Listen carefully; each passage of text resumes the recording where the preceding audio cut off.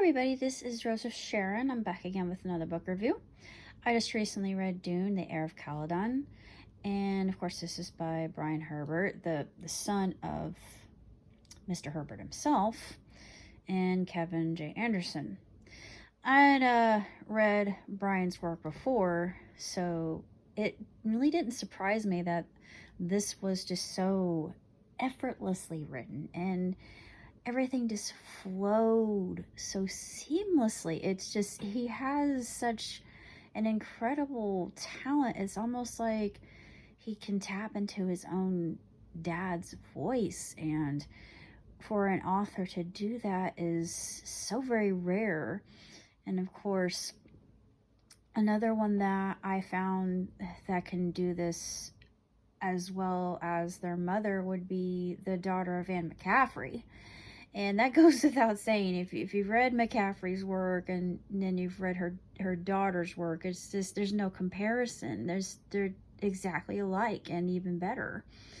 And I was just blown away. I really was, just as well as I was by this particular book, which was woefully short, but it sets everything up for what we know in the whole Dune world in and of itself, or I should say the different realms within Dune.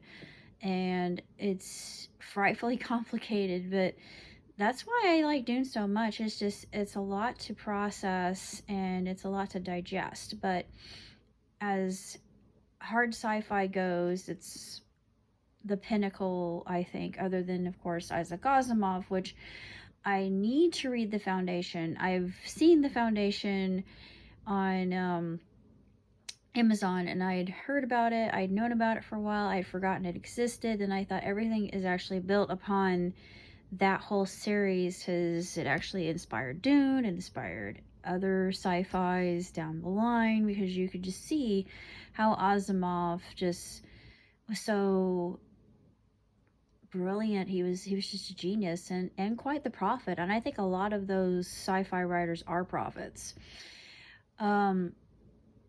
But this sets everything up for what we now know in Dune, and I have not seen the remake of Dune. I've seen the original, which I really like because I'm a huge David Lynch fan, but I know there are a lot of people that said that they weren't really a big fan of how the whole film was portrayed, because it just didn't do well, honestly. It was a little bit, well, let's just say it was bizarre. And of course I've seen a lot of really bizarre things in my time, Dune notwithstanding.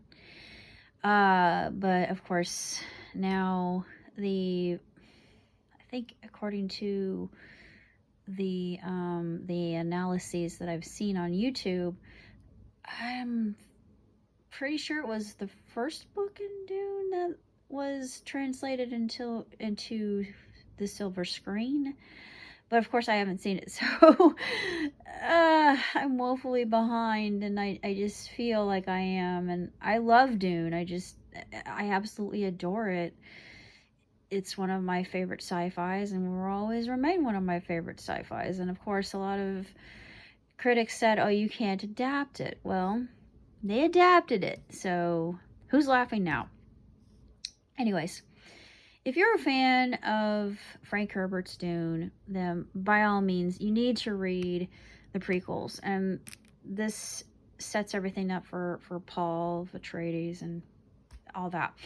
But I just think it's so very intriguing to see just how much of a despot and how insidious Harkonnen really is. I mean, I already know that, but it's been established. But even here, you just think, what are you up to now? What have you got your little fingers stuck in? Which pies, Duke? But yeah, you love to hate him. He's the perfect antagonist. But I honestly don't have that much else to say about Dune, other than if you haven't read it, start with the prequels, because it will help you make more sense of it. And actually makes the world vaster and even more intriguing and just treacherous. This is a world not for the faint of heart, but it is one that will forever remain just ingrained in my memory because it's lasted the test of time. So that's all I have to say about Dune, the Heir of Caladan. So I will see you later. Catch you on the flip side. Live long and prosper. Ciao, Titi.